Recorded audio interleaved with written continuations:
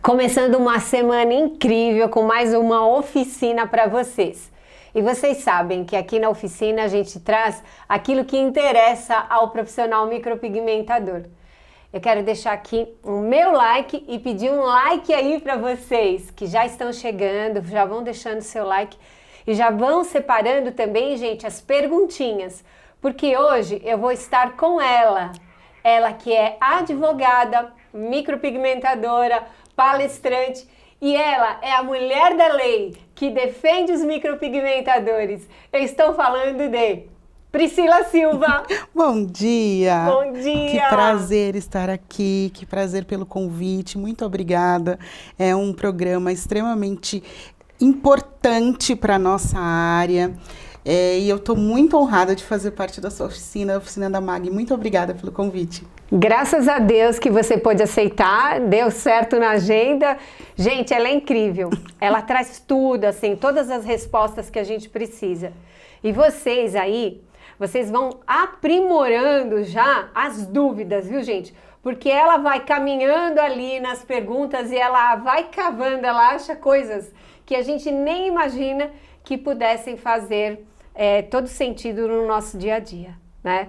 E eu estava conversando com a Priscila aqui e ela me falou que ela tem também pedidos de clientes, né? Clientes que tiveram seu procedimento mal sucedido e querem também a ajuda dela. Então, gente, olha, vamos nos fortalecer para que a Priscila não desista de nós, porque ela disse que ela precisa mesmo que os profissionais tenham mais atenção na formação dos seus cursos, nos procedimentos, para que os erros apenas vão diminuindo e a gente use o direito na micro para ampliar nosso espaço, para prosperar, para fazer coisas, né? Defender Exatamente. A prosperidade, ok, né? E é isso. Pri, Exatamente.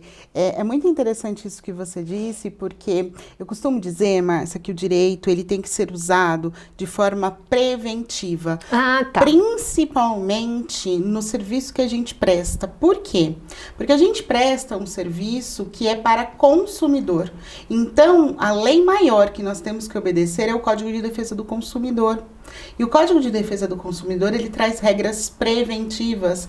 Então, nós temos que conhecer elas antes do jogo começar. Não é? Quem já assistiu as minhas palestras sabe. Tudo eu sempre comparo com o jogo de futebol. Eu adoro fazer comparações porque eu acho que fica mais próximo da gente entender. Então, assim, você sabe que num jogo de futebol a bola tem que estar onde? No pé. Não é verdade?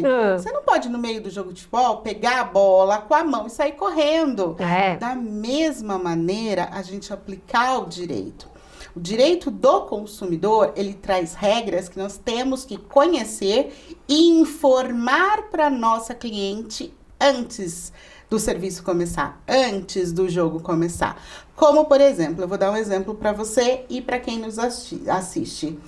Priscila, será que podemos cobrar ou não pelo retoque? Porque eu fiz o primeiro atendimento, eu não disse para minha cliente que tinha que ser cobrado, só que agora eu quero cobrar a taxa de retoque. Não disse, né? Exatamente. Então a gente sempre tem que lembrar do jogo de futebol. Eu posso, no meio, mudar as regras? Não posso. Né? Aí, quando eu tento mudar a regra, eu tenho muitos profissionais que me procuram e falam assim, mas eu informei um dia antes do retorno, ou ela tinha que saber. Não é assim, não funciona. Por quê? Quando nós somos consumidores, tira a micropigmentação, se afasta. Quando nós somos consumidores, nós vamos aceitar isso? Não vamos. Tem que se colocar no lugar, né, Priscila? Exatamente. Então, o direito na micro, ele foi criado para trazer as regras de forma preventiva, porque foi o que você falou, assim nós vamos minimizar danos. Obviamente, Márcia, que os danos vão continuar acontecendo? Sim, porque somos humanos. É o mover da vida, né? Exatamente. Só que usando paulatinamente, espalhando essa mensagem e você se adequando, você vai ter cada vez menos problema. Essa é a função do meu projeto. Olha, você, em poucas palavras, você tocou, acho que no centro da questão, que é a prevenção. Exato. Se o profissional conhece das leis, ele já vai formalizar isso, né? Elaborar isso talvez com itens na anamnese. E o cliente, o cliente ciente, ele também vai se posicionar melhor. Com certeza. Né? Ele não vai invadir assim de forma inesperada, né? Foi o que você falou, o profissional vai se posicionar e às vezes, até no começo, o cliente ele pode se sentir um pouco acuado.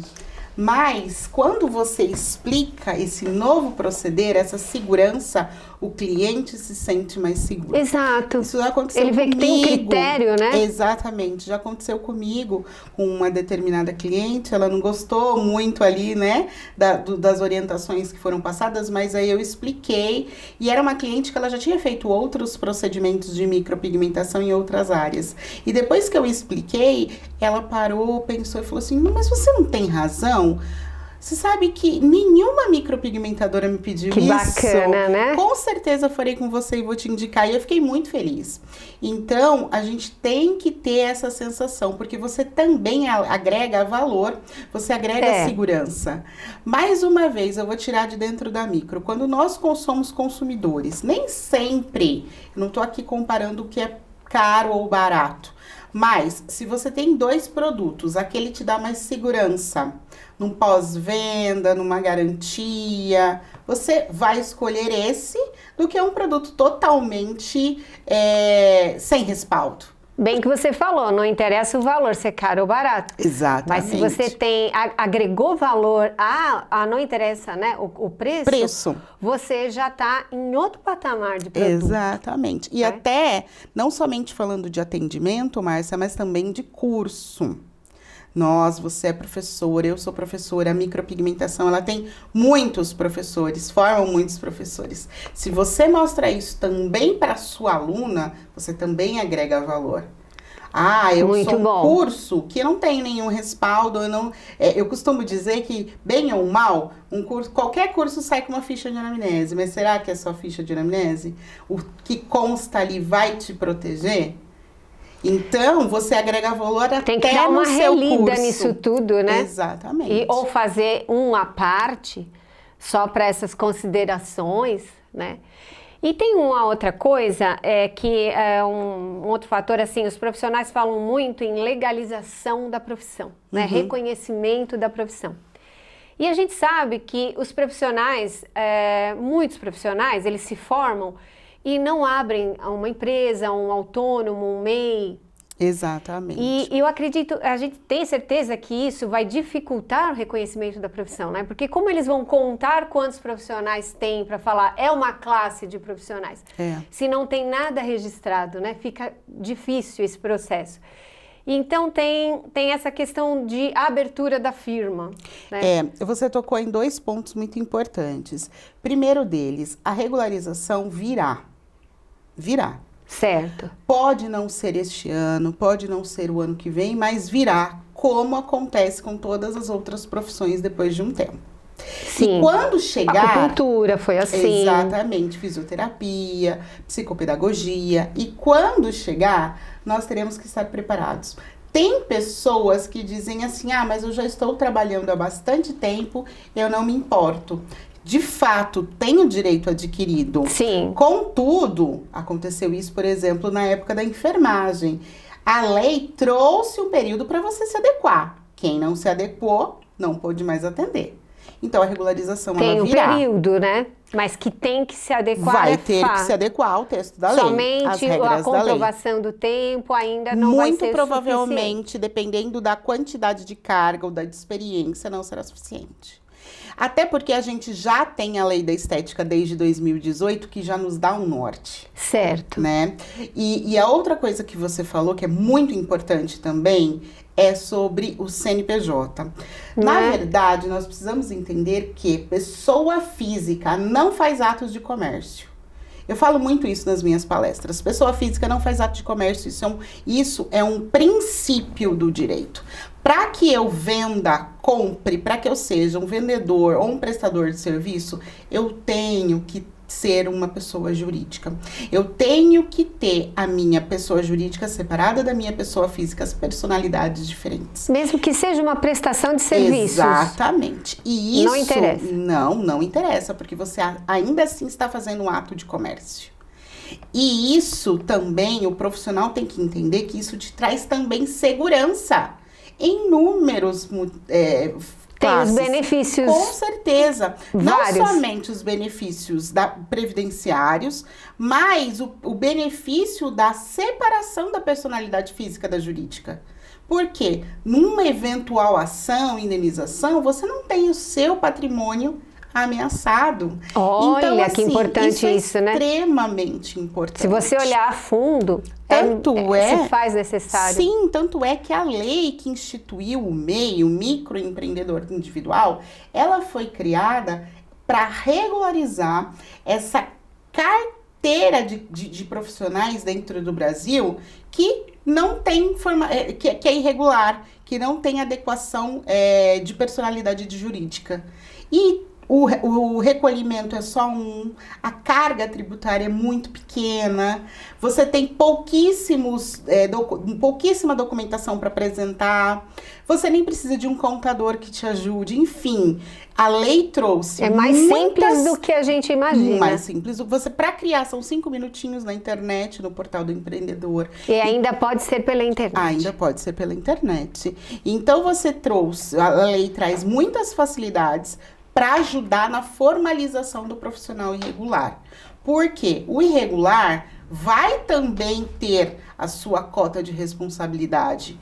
Só que, além de tudo, ele ainda vai sofrer uma sanção administrativa porque ele é irregular. Então, tudo tem as consequências, né? Exatamente. Então, eu tô vendo aqui algumas perguntas, né, que o pessoal, depois que viram o template lá da Direito na Micro, o pessoal mandou muitas perguntas e eu tenho muitas aqui, então eu vou selecionar para o nosso tempo, né? Então, aqui, olha, por exemplo, fala um pouquinho mais do MEI, de uma forma resumida, né? Se vai fazer a documentação como estética ou como tatuagem, se eu tendo carteira assinada, posso adquirir um MEI? É muito interessante. E algumas questões assim que você acha que é Sim, relevante. É muito interessante essa questão da lei da estética, porque, desculpa eu te perguntar, você tem quanto tempo de profissão na micropigmentação? Eu tenho 30 e poucos anos. 30 e poucos anos. Se a pessoa ela fosse há 5, 6 anos atrás, qualquer micropigmentador que tivesse a sua formação há 6, 7 anos atrás, não diferia se você tivesse um CNPJ pela estética ou tatuagem. Não fazia diferença. Por quê? Tanto estética quanto tatuagem não eram regulamentadas. Não existia uma lei que formalizasse a profissão. Então, você poderia escolher. Tanto fazia. Contudo, em 2018, foi promulgada a lei da estética. E aí, lembra do jogo de futebol? Ela trouxe novas regras. Então, a lei da estética trouxe novas regras. Então, a primeira coisa que o profissional precisa entender, Márcia, sou estética ou tatuagem? E como que descobre-se isso? Sabe por quê? Eu costumo dizer que o micropigmentador, ele quer fazer tudo, você já percebeu? Claro. Ele quer fazer capilar, ele quer fazer olho, ele quer fazer boca, ele quer fazer micropultura. Tem que ser, né? Sim, não tá errado. Contudo, para que você queira fazer tudo, você tem que se adequar à legislação. Então, o micropigmentador que mexe com ativos, ele pode ser tatuador? Eu acho que isso até é meio óbvio. Não, porque o tatuador, ele mexe com tinta. Então, o micropigmentador que mexe com ativos, micropultura, hialuron paint, despigmentação, porque ela pode ser ácida, ele tem que estar categorizado como estética. Priscila, eu só mexo com tinta, então eu só faço embelezamento. Capilar, sobrancelhas, areola, lábios, enfim. Eu posso estar categorizado como tatuagem. Certo. E aí que começam as regras. Porque a tatuagem, ela ainda não tem uma lei que a regulamente, mas a estética sim. Então, eu vou ter que baixar a lei da estética e entender. A lei da estética, para nós, micropigmentadores, ela trouxe 3 regras. Primeira, se você tem formação em curso livre antes de 2015, você pode continuar aberto, porque foi aquilo que eu acabei de falar na outra pergunta. Direito adquirido.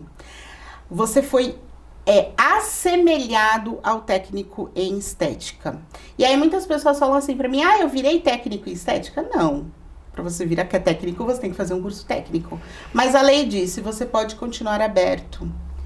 Quem está se formando agora em cursos livres tem que ser técnico em estética. De 2015 para frente. Priscila, eu quero dar aula. Eu quero dar aula de despigmentação, eu quero dar aula de hialurron pen, eu quero dar aula de microcultura. Tem que ser graduado em estética. Isso que diz a lei. Então, se eu quero mexer com ativo, eu tenho que entender as regras da lei da estética. Então, esse é o primeiro ponto, para que você faça o seu MEI. Depois tem o faturamento do MEI, que é R$81 mil anuais. Como você perguntou, Pri, estou trabalhando registrado, posso abrir um MEI? Sim, pode. Contudo, você tem que entender que quando você for mandado embora, você não vai poder sacar o seu seguro-desemprego, usar desse benefício. Por quê? Porque é integrado nos sistemas e o INSS, a Receita Federal, vão entender que você já tem uma outra profissão. Tá. Então, a Márcia me registra, só que eu já tenho o meu MEI. Tá. Aí, quando você me dispensa, eu continuo com ele ativo. Viu, gente? Então, por isso importante. que eu não vou poder sacar o meu seguro-desemprego. Quem é MEI não pode ser sócio de outra empresa. Então, tem algumas regrinhas, né? Não pode ser concursado em concurso público. Eu tô vendo aqui, tem várias, muito bom até essa resposta que você ampliou, né? Deu para abrir bem a cabeça nesse sentido. E tem uma pergunta aqui já relacionada às publicidades, que é uma outra, né, um outro universo que a gente tem vivido aí muito. Sim. Por causa desse mover da internet e tudo mais. Aliás, vou pedir até umas fotos pro Marcinho aqui. Eu com a minha colega quero umas fotos depois, hein, Mar? E essa publicidade toda que a gente vê, ela também tem suas regras, né, Pri? Com certeza. Então, fala um pouquinho da imagem do colega no micropigmentador, o registro, a venda casada, isso tudo. Eu separo a questão da publicidade em duas. Primeiro, a publicidade do seu cliente e a publicidade dos seus colegas. A questão da publicidade do seu cliente você pediu autorização de imagem? Tem que pedir, né, Pri? Eu pedi assim que ele chegou. Mas tem que assinar. A autorização da imagem, ela tem que ser expressa. Sabe quem diz isso? A Constituição Federal. Então, você tem que ter autorização de imagem expressa e, Márcia, até para o design. As pessoas que só... Tem muitos profissionais que só fazem tem que perguntar. Design, não é verdade? Tem muitos profissionais que não fazem micro. Mas também tem essa questão. Exato, e não possuem uma ficha de anamnese para design. Não possuem um termo de imagem para design. Então, registrou, tem que ter por escrito. E aqui vai uma dica muito importante. E se ela aceita, então eu posso colocar? Sim, a foto do antes e depois, sim. Normal. Sim. E aqui tem uma dica muito importante. Você tem que guardar toda a documentação por 5 anos. 5 anos, Priscila? 5 anos. As pessoas... acabou o ano, eu vou lá e pode se arrepender. Por quê? Por 5 anos é o prazo do Código de Defesa do Consumidor que ela pode processar você. Aí é uma outra questão, né? Daqui a pouco a gente vai estender muito aqui. Ter direito ou não, isso é o judiciário que vai analisar. Mas nós temos a obrigação de guardar por 5 anos. E aí você disse, ela aceitou, mas será que ela aceitou o rosto todo? Só uma parte do rosto? Isso vai ter que constar na sua ficha. Tem que detalhar. Por quê? Porque tem gente que aceita somente a parte onde foi trabalhada. Tem gente que não aceita a imagem, mas aí você, como profissional, pode guardar essa imagem para arquivo, para o seu histórico, né, para sua ficha, para sua documentação, mas não pode postar. Então, o direito de imagem, ele é muito sério, porque você realmente invade a privacidade. Isso pode gerar dano moral e até uma ação criminal. Então, este é o primeiro ponto. Porque às vezes ela concorda. Posso tirar uma foto, posso publicar? Ela concorda, mas se não estiver por escrito, se não estiver formalizado... Você não né? tem prova. Você não tem prova. Tem um princípio no direito que diz que o que não está nos autos não está no mundo, ou seja, não existe. O que não está no papel não existe. Esse é o ponto. Ah, mas ela falou... Tem testemunha? A sua testemunha vai? A sua testemunha vai lembrar? E guardar por 5 anos, né?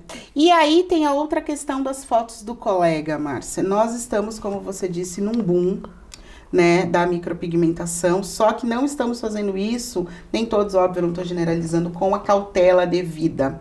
Ah, eu sou micropigmentador novo, mas então eu não tenho um trabalho tão bom e quero ter clientes. O que eu faço? Eu entro no Instagram da Márcia, olho aqueles lindos lábios, aquelas lindas sobrancelhas, pego e coloco no meu Instagram. Isso também é proibido, se eu não citar a fonte. Se eu não citar de quem é o trabalho. Isso também é invasão, isso vai contra a lei de direitos autorais. Olha! Exatamente, também pode gerar crime, também pode gerar uma ação indenizatória. Então, gente, sempre peçam autorização. Ah, eu gostei muito do trabalho da Márcia, eu quero ir lá colocar e reverenciar. Indica o Instagram. Não tem problema nenhum, né? Pegar do colega, desde que... Exatamente. Ah, eu olhei aquela foto na internet, num site público, por exemplo, o Google. Não sei de quem é, coloca fonte da imagem, Google. Tá. E outra coisa que tem acontecido não é só de trabalho. As pessoas, às vezes, criam uma arte, criam algo novo, e aí a pessoa vai lá e posta, sem repostar, sem citar a fonte. Se você criou aquela arte, se você criou aquele design novo, não tô falando de técnica, mas eu tô falando de design gráfico mesmo, ela é sua. Ela tem, é uma arte feita por você. Você tem o direito autoral dela, você consegue comprovar. Então, quero repostar uma frase, quero repostar uma arte, quero repostar um trabalho. Sempre cite a fonte. Não sei quem é. Digo que eu peguei ela de um site público, por exemplo, de um banco de imagens, ou use um banco de imagens. Os bancos de imagem, ou você paga, e você tem a comprovação de que você paga, e tem bancos de imagem público. Então, essas imagens, elas já são autorizadas. É mais fácil daí, né? Utilizadas. Que é mais uma forma preventiva da gente se segurar, né? Da gente usar, trabalhar sempre na prevenção, né? Exatamente. Você fala muito de um direito de prevenção, para não chegar a um tempo Por quê? Porque você tendo um dano, ou um dano no seu trabalho, ou um dano de imagem, um dano de alergia, ou um dano de uso de produto não autorizado, vai ficar mais caro, mais demorado e mais trabalhoso. Muito bom. Priscila, a gente vai falar um pouquinho de Anvisa e eu gostaria só de terminar essa questão, passar para uma outra, né? Antes de passar para uma outra, também que o pessoal pergunta muito, assim, a cliente, ela foi feito um desenho, por exemplo, normal, e teve que tirar os pelinhos da cauda, por exemplo. Sim. Então, na hora, a cliente, ela concordou. E depois de pronto, ela quer os pelinhos de volta. E quer dinheiro de volta e está arrependido. Como que funciona esse negócio de dar o dinheiro de volta porque a cliente não gostou? Ou porque a outra intercorrência aí, ou não curtiu mesmo o projeto? Porque a cliente sempre está ciente, né, do que está sendo feito, a não ser que seja feito sem um preparo antes. Mas eu queria que você falasse um pouco dessa questão. Quando que tem que devolver o dinheiro ou não tem? Eu costumo dizer que a gente tem que tomar um pouco de cuidado com as bizarrices. Com aquelas mudanças muito drásticas. Por quê? Principalmente no público feminino.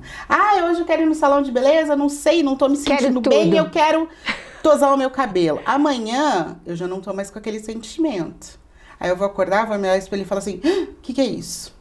Então, se eu tenho uma sobrancelha muito caída e às vezes eu estou num dia não muito bom, não, eu aceito, eu quero que você tire, eu quero que você renove meu olhar. Um lábio muito escuro, um delineado muito evidente, com uma técnica que vai ficar uma pixel grande, etc. Ou elas querem a sobrancelha, eu quero bem escuro, eu quero bem... Eu quero que você, por exemplo, aqui, junte muito, isso tem muito. Faça um ponto alto muito alto, alto. Então eu falo, vamos ter sempre cautela com a bizarrice, porque amanhã eu posso não me reconhecer. E o direito do consumidor coloca o consumidor, Márcia, como a parte mais frágil da relação. Por quê? Porque quem fez curso, eu pergunto para vocês, é o profissional. O profissional mais preparado, que sabe qual que é o tamanho adequado, qual que é a cor adequada para aquele tom de pelo, para aquele fototipo, para aquele tom de pele. O cliente, ele não participou da produção daquele curso. Do entendimento, Do entendimento. Então, o Código de Defesa do Consumidor coloca o cliente sempre da maneira mais frágil. Então, esse é o primeiro ponto. Segundo, não é uma coisa tão absurda, é uma coisa que está adequada, mas ainda assim, como eu me asseguro?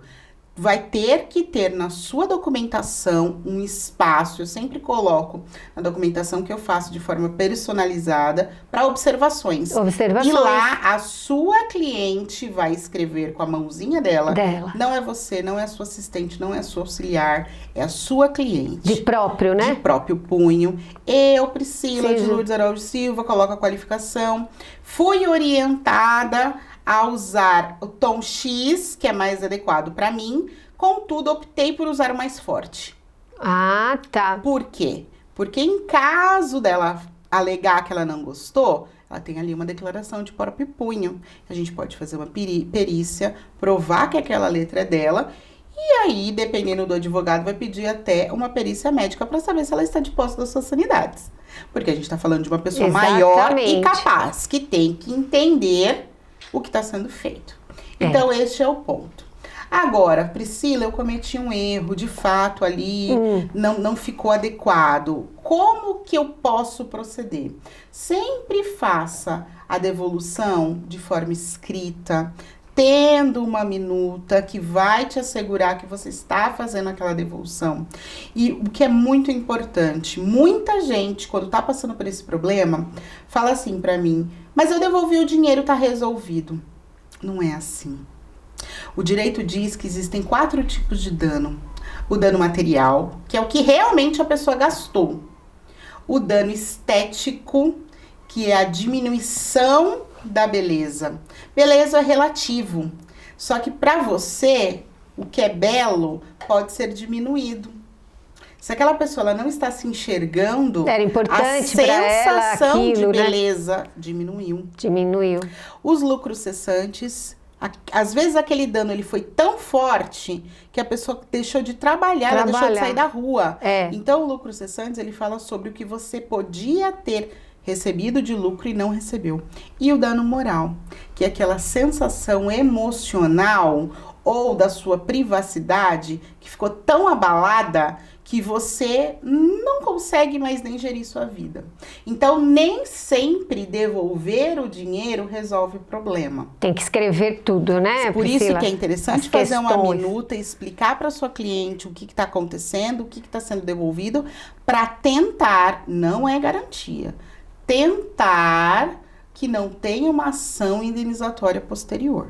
Porque ainda que vocês façam a devolução, pode acontecer de ter uma ação indenizatória posterior. Então é sempre estar aberto, profissional, para ajudar, ou numa remoção, ou mesmo corrigir. Sim, já tive casos Dar um suporte mesmo. Sim, já tive casos de intermediações que eu fiz, que a cliente pediu algumas consultas no psicólogo, porque o dano ali era bem extenso e bem sério. Sim. E assim, foi orientado, o profissional entendeu e foi acordado, então pagou. A remoção, por conta da remoção a área ficou muito, muito sensível, o dermatologista precisou passar uma medicação. Pagar essa medicação, então, tudo isso ocorrendo um dano faz parte, porque aquela área não vai voltar a ser a mesma. E não voltando a ser a mesma, a pessoa não vai voltar a ser a mesma. Não é um lugar que a gente possa esconder. Ainda que seja, vamos falar das areolas, quando ela tira, quando ela vai tomar o banho, quando ela se olha, ela não vai se olhar da mesma maneira. E principalmente numa situação de uma cliente que já vem de um trauma. Então, tudo isso agrega muito mais, analisado. né? Então, assim, atrapalha demais, né, se o profissional não se posicionar. Sim. Então, assim, o que a gente então, faz tem que ter a consciência da responsabilidade. Esse é o direito a favor do micropigmentador. Exatamente. Né? Na verdade. Então, vamos ver aqui, vamos passar para um próximo tema, que é a Anvisa. Anvisa, né? um grande O pessoal perguntou problema. muito sobre como fazer o atendimento correto em casa, né? Já que estamos aí em tempo de crise, de pandemia, muitos profissionais estão trabalhando em casa e isso é maravilhoso porque a nossa profissão, ela nos proporciona essa liberdade, né? Eu posso estar trabalhando em casa, como estar trabalhando em outra cidade, em outro estado e estar trabalhando, né? Sim. E é importante adequar em casa para que o profissional se sinta confortável, esteja dentro da lei que ampara. Fala um pouquinho disso. A primeira coisa que a gente tem que analisar é a questão, como eu disse um pouco anteriormente, estética ou tatuagem. Se o seu CNPJ é de tatuagem, a lei diz que você não vai poder tatuar em casa de forma a oferir renda. Então, somente se for de estética. Segunda coisa é que acontece muito. Priscila, eu posso atender na casa da minha cliente? Não. A gente mexe com fluido corporal. Mas o meu CNPJ é de estética. É diferente de uma massagem. A micropigmentação não pode ser feita na casa da cliente porque ela não tem um ambiente esterilizado, um ambiente que foi preparado para micropigmentação. Mas a não ser que ela prepare, né? Pri? Então, existe pode formar um campo, né, com biombos, tem um piso não, eu estou lavável. falando na casa da cliente. Ir na casa da cliente. Não teria então, como adequar, Pri? Olha, se você sofrer uma fiscalização, uma denúncia, você não vai conseguir que não tenha ali uma sanção. Eu vou na casa da cliente, então você é minha cliente. Então, não é o correto, não é o adequado. É melhor trazer a cliente para sua casa. Então, tem algumas regras. As regras para você atender em casa são quase as mesmas do que para você ter um ambiente externo. Primeiro, você tem que ter o alvará, você tem que ter a vistoria do Corpo de Bombeiros, você tem que ter um espaço totalmente individualizado, com entrada e saída individualizada, um espaço que tenha um banheiro para que essa cliente possa usar sem acesso à residência.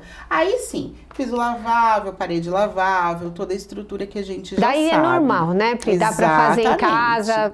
Se você monta essa estrutura aí, essa base, sim, dá para atender, dá para continuar, né? Sim. Trabalhando, não há problemas, tendo toda né? essa estrutura externa individualizada, sim. Que legal. Aí tem mais uma coisa também que é importante dizer, que eu tinha esquecido, é a questão do zoneamento. Certo. Você tem que analisar no seu habite e junto à prefeitura se naquele bairro você pode proceder comércio, se não é uma zona totalmente urbana, totalmente residencial. Se é uma zona mista ou uma zona que possa ter comércio.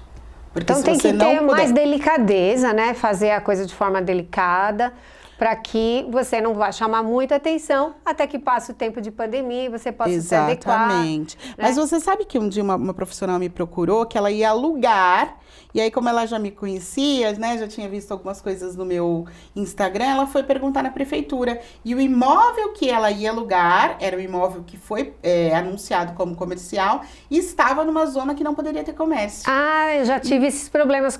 Teve aluno que me procurou, que depois de locar o espaço, descobriu que não poderia exercer. Então mesmo como que faz para descobrir antes? Por exemplo, vou descobrir uma sala comercial. E o prédio tem lá contábil, tem outras coisas. Como eu posso saber se eu posso estar trabalhando com micropigmentação? Primeira coisa, você tem que ir na prefeitura, na zona, na parte de urbanismo, para descobrir se aquela zona ela pode ter comércio, né? E aí depois você tem que ir na vigilância sanitária, verificar, porque a vigilância sanitária, ela muda de municípios para municípios algumas regras. Então, verificar dentro daquele seu município quais são as necessidades estruturais exigidas para exercer a nossa profissão. E também junto ao Corpo de Bombeiros. Muito legal. Vamos ficar um pouquinho mais só nesse assunto, queria ficar um pouquinho mais aqui falando sobre, assim, o micropigmentador, ele num certo momento, a gente quer oficializar, né? Buscar um CNPJ e tal. E qual a melhor forma? É o MEI? É o individual? Tem vários, assim. Tem muitos tipos de pessoas jurídicas. O MEI, ele é... Sabe quando você acabou de fazer 18 anos e você tira a carta? Então, você não vai comprar uma Ferrari. Você compra o quê? Um Uninho, né? Básico para começar. Eu sempre comparo o MEI a isso. Porque o MEI, ele é o CNPJ, é a pessoa física pessoa jurídica, desculpa, de entrada. É o que exige menos requisitos e que tem, obviamente, um faturamento menor. Então, você vai ter que ter um faturamento anual de até R$81 mil. Que em termos de micropigmentação já ele fica um pouco justo, né? Exatamente. E aí, como que faz, Aí Pri? você vai ter que procurar um outro tipo de regime de tributação. Ou um EPP, ou um ME, ou seja, uma empresa de pequeno porte, ou uma microempresa, que você tem aí regimes de tributação maiores. Né? Migrar de MEI para microempresa. Sim, só que aí a partir... E voltar, fazer o caminho de volta. Falar assim, eu abri, tô bombando, mas agora quero voltar para uma microempresa. Aí é muito difícil. Então, aí você vai precisar da ajuda do contador. A partir da microempresa, da empresa do pequeno porte, você vai precisar de um auxílio do contador. Ah, tá. Tá, e aí o contador é a pessoa mais então adequada. É uma ótima MEI, né? Sim, é ótimo, porque é fácil, dá pra não abrir na é internet. Muito burocratizado, e a gente sabe que no Brasil tudo é com muita burocracia, né? E aí ela pode comercializar produtos, representar marcas. Depende do que ela vai colocar como atividade, principal e secundária. Tem que especificar também. Tem um rol de mais de 160 atividades autorizadas. Então, você pode colocar ali até 17 atividades que podem ser secundárias. E aí vai constar do seu cartão do CNPJ. Que bom, né? Então, a gente pode estar tranquilo, não só em relação à profissão, mas também se eu quiser vender pigmentos, se eu quiser vender coisas para as minhas colegas. Claro.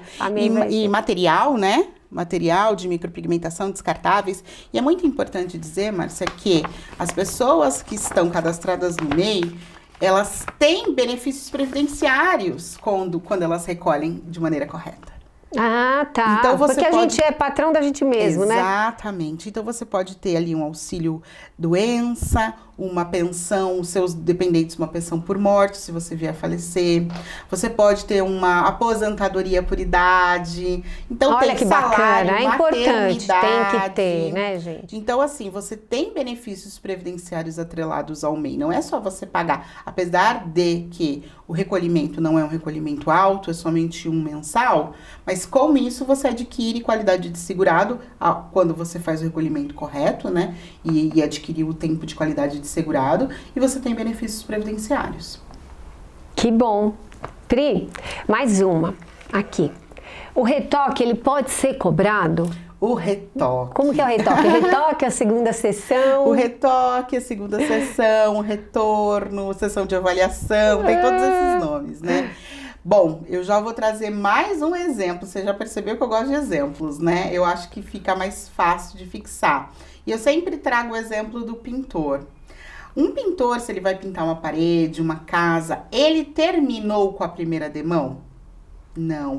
Não. Não, porque tem manchas. Não ficou uma pintura uniforme. O pintor, ele sempre vai precisar de 2 demãos para terminar o serviço dele.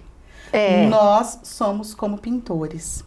A micropigmentação, por conta da fisiologia da anatomia humana, do tempo de regeneração celular, precisa de 28 dias para você ver o que fixou ou não. Sim. Então, o retoque, a segunda sessão, a sessão de avaliação, ela serve para dar os retoques finais no primeiro dia, no que foi feito na primeira sessão. Então, tecnicamente, o retoque ele tem que estar incluso no preço. A gente não pode cobrar separado. Contudo, porém, eu sou micropigmentadora também, eu sei que eu não tenho como atender 30 clientes num mês e fazer 30 retoques de graça. Como vai ficar meu faturamento? No mês seguinte? Agenda também, porque às vezes não tem tanta necessidade, né, Pri, de retocar. Às vezes você faz um trabalho que é o natural. Exatamente. Às vezes se retocar até estraga. Pois é. Né? Então, o que eu sempre oriento para que a gente tenha uma segurança jurídica, aquele jeitinho do direito, que você não cobre pelo serviço, pela mão de obra, mas sim pelos materiais. Vamos lembrar do pintor? O pintor fez aqui, pintou essa sala, deu a primeira demão. Acabou a tinta, acabou a lixa, acabou a massa corrida. Ele vai chegar, dona Márcia, eu tô com a lista aqui do que acabou. Ele pode cobrar pelos materiais. Ele não vai poder cobrar pela mão de obra, porque ele não terminou o serviço. É diferente, né? Então, como o nosso material é todo descartável, eu não posso pedir para que a cliente traga a agulha, traga a lâmina. Não vai estar cobrando, só está justificando o uso, né? Que a gente coloca um avental, é tudo onera. Então, aí você não está cobrando pela mão de obra. Na verdade, é a mesma coisa. Mas você está dando o nome correto. Está dando o nome correto. Pelo material utilizado. Já fica mais claro, né, para a cliente. Ela vai ver que não se trata de um trabalho inacabado, de um trabalho que... Porque a palavra retoque, às vezes, é que para a gente, micropigmentador, é normal. Mas para o cliente, ele acha que é um trabalho inacabado. Que você errou. Que errou, que ficou com defeito, falha. E, na verdade, é a necessidade de colocar mais uma demão de tinta, trazer mais cor para os fios, enfim. Exatamente. Né? Então, quer cobrar o retoque? Às vezes pode ser chamado de segunda sessão, né? E uma segunda sessão que vai ter só o custo dos materiais. Custo dos materiais. Né, gente? Muito legal. E também tem a questão de atender menor de idade. Sempre tem a mãe que traz uma filha de 17 anos, que já quer fazer. Pode fazer? Olha, eu costumo dizer que menor de idade é um problema muito sério. É um problema muito sério, porque se você for olhar no Estatuto da Criança e do Adolescente, você vai ver que causar lesão é crime. E o Código Penal diz que causar lesão de natureza gravíssima, que é o nosso caso, porque a pele nunca mais vai voltar a ser a mesma, é crime de reclusão de até 8 anos. Então, o menor de idade, você tem que analisar na legislação do seu estado se ali permite tatuar. Por que tatuar? Porque para a justiça, para o judiciário, como a gente ainda não tem uma lei que fale da micropigmentação, a justiça compara a micropigmentação com a tatuagem. Então, vamos falar, por exemplo, aqui no estado de São Paulo, existe uma lei que proíbe tatuagem, piercing, etc., em menor de idade. Então, aqui, quem faz está incorrendo em crime. Outros estados vão ter leis similares ou diferentes. Então, você tem que ver aonde você está atuando, a legislação se permite ou não. Mesmo que seja casos de patologias, né? A alopecia ou queimaduras, que se faz necessária a reconstrução da sobrancelha. Mesmo assim, ou abre uma exceção? Essa é a minha primeira orientação.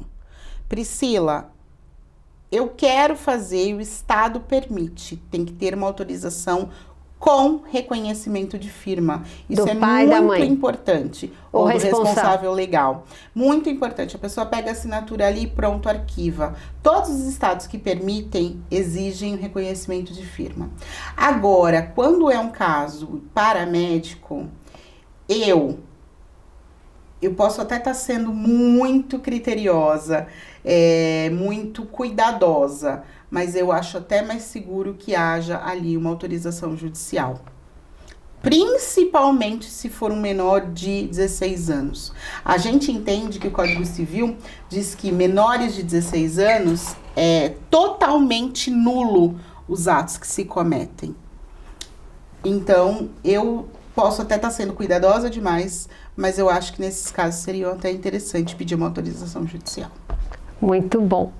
Pri, tem mais algumas perguntinhas, nosso tempo já está acabando, né? Então, você pode falar bem rapidinho? Pode aceitar acompanhante? Vai do que você... Temos 2 minutos só. Vai do que você disser para sua cliente antes das regras. Tudo é o preventivo. Antecedentes. Eu aceito? Sim. Não. E outra perguntinha que também o pessoal perguntou bastante, se eu posso repassar a taxa do cartão? A taxa do cartão é um problema bem sério, vou tentar falar rapidamente. A taxa do cartão tecnicamente, a gente não pode cobrar taxa do cartão além do valor. Então, você tem que colocar ela no valor total, já embutir, e este vai ser o valor total. Você pode até dar um desconto à vista, se você quiser. Não pode dizer assim, ai, custa R$500, se você quiser parcelar, tem a taxa extra. Isso é proibido. Então tem que fazer. É porque é importante também o micropigmentador para trabalhar confortável, né, Priscila? Ele já embute um valor digno que ele possa, né, passa o cartão em 10, em 12, para deixar a cliente mais, para atrair o cliente, exatamente, né? Então ele não vê problema nessas coisas. E assim, foi muito bacana, principalmente as dicas sobre a abertura de firma, como proceder, olhar o lugar antes, se vai poder abrir mesmo, né? Exato. E sempre formalizar todas as questões, aumentar, né, a sua anamnese com essas observações, né? Aumenta a sua folha de anamnese, faz uma parte de observações para estar registrando todas essas coisas. E vamos aguardar aí que não logo... Não esqueça do direito de imagem, autorização de imagem. Muito importante isso que foi falado, direito de imagem. Até no design. Tudo. Até para as meninas do design é muito importante. E Pri, passou muito rápido, porque você passa muita clareza nas informações. Depois eu quero saber mais detalhes sobre o direito na micro, que é importante. E principalmente importante também para o pessoal que atende e quer um negócio de revenda e quer transformar o seu estúdio, o seu espaço, também, né, em um espaço para uma renda extra. Né, que é importante você formalizar. E aí, como você falou, é só incluir lá na MEI que você vai poder trabalhar com os produtos também. Exatamente. Né, bom? E muito bom. Eu agradeço o convite, a oportunidade. É um prazer, tenho muito respeito pela empresa, pelo trabalho de vocês. Fazer com segurança, com consciência. Agradeço de coração pela oportunidade. Foi muito bom e assim, a forma que eu te vejo, até eu ia te perguntar se algum dia você quis desistir da micro para ficar no direito ou desistir do direito para ficar na micro. Só que eu não vou te perguntar, que eu sei que todo mundo tem momentos de desistência, mas o que a gente vê é uma Priscila que integra a micropigmentadora e a mulher da lei. Né? Então é muito bom. Agradeço mesmo. Tamo juntos. Obrigada, gente. Obrigada. Foi ótimo. E fiquem aqui com a gente, visitem também a plataforma da MagEAD, que está maravilhosa, tá, gente? Estou aqui. A plataforma já foi lançada com os cursos, estamos lançando cursos a cada quinzena e você pode se beneficiar. E em breve teremos também um curso com a Pri, que ela já é minha convidada. Boa semana, muito obrigada, uma ótima semana e dia de atendimento para vocês. E o pessoal que dá aula também. Boa aula. Tchau. Até mais. Tamo juntos.